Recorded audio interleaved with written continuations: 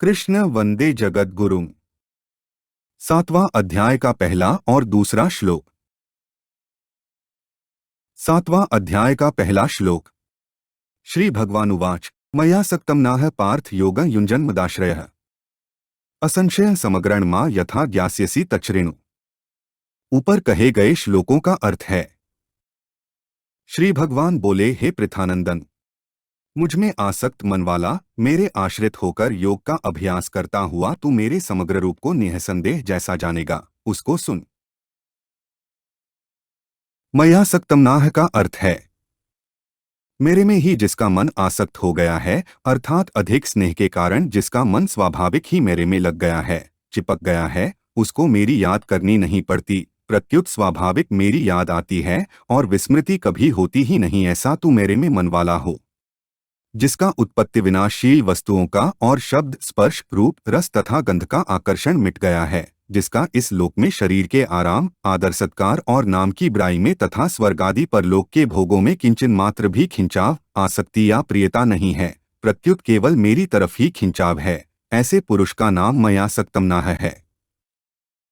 योग युंजन का अर्थ है भगवान के साथ जो स्वतः सिद्ध अखंड संबंध है, उस संबंध को मानता हुआ तथा सिद्धि असिद्धि में सम रहता हुआ साधक जप, ध्यान, कीर्तन करने में, भगवान की लीला और स्वरूप का चिंतन करने में स्वाभाविक ही अटल भाव से लगा रहता है।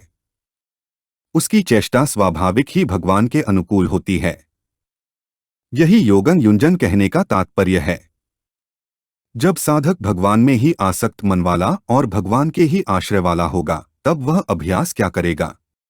कौन सा योग करेगा? वह भगवत संबंधी अथवा संसार संबंधी जो भी कार्य करता है, वह सब योग का ही अभ्यास है। तात्पर्य है कि जिससे परमात्मा का संबंध हो जाए, वह लौकिक या पारमार्थिक काम करता है, और जिससे परमात्मा का वियोग हो जाए, वह काम नहीं करता है। मदाश्रय का अर्थ है जिसको केवल मेरी ही आशा है, मेरा ही भरोसा है, मेरा ही सहारा है, मेरा ही विश्वास है, और जो सर्वथा मेरे ही आश्रित रहता है, वह मदाश्रय है। किसी न किसी का आश्रय लेना इस जीव का स्वभाव है। परमात्मा का अंश होने से यह जीव अपने अंशी को ढूंढता है, परंतु जब तक इसके लक्ष्य में, उद्देश्य में परमात्मा नहीं होते, तब तक यह शरीर के साथ संबंध जोड़े रहता है और शरीर जिसका अंश है, उस संसार की तरफ खींचता है। वह यह मानने लगता है कि इससे ही मेरे को कुछ मिलेगा, इसी से मैं निहाल हो जाऊंगा, जो कुछ होगा। परंतु जब यह भगवान को ही सर्वोपरि मान लेता है, तब यह भगवान का ही आश्रय ले लेता है। संसार का अर्थात धन, संपत्ति, वैभव, विद्या, बुद्धि, योग्यता, कुटुंब आदि का जो आश्रय है, वह नाशवान है, मिटने वाला है, स्थिर रहने वाला नहीं है। वह सदा रहने वाला नहीं है और सदा के लिए पूर्ति और तृप्ति कराने वाला भी नहीं है। परंतु भगवान का आश्रय कभी किंचन मात्र भी कम होने वाला नहीं है, क्योंकि भगवान का आश्रय पहले भी था, अभी भी है और आगे भी रहेगा। अतः आश्रय केवल भगवान का ही लेना चाहिए।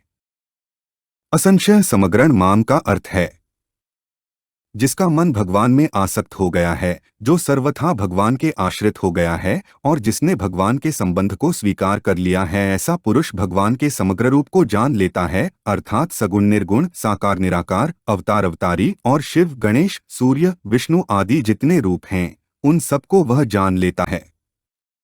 भगवान अपने भक्त की बात कहते कहते अघाते नहीं हैं और कहते हैं कि ज्ञान मार्ग से चलने वाला तो मेरे को जान सकता है और प्राप्त कर सकता है, परंतु भक्ति से तो मेरा भक्त समग्र रूप को जान सकता है और इष्ट का अर्थात जिस रूप से मेरी उपासना करता है, उस रूप का दर्शन भी कर सकता है।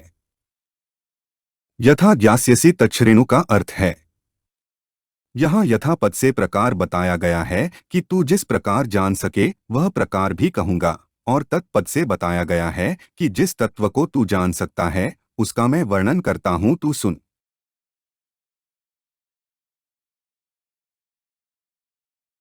7वां अध्याय का दूसरा श्लोक।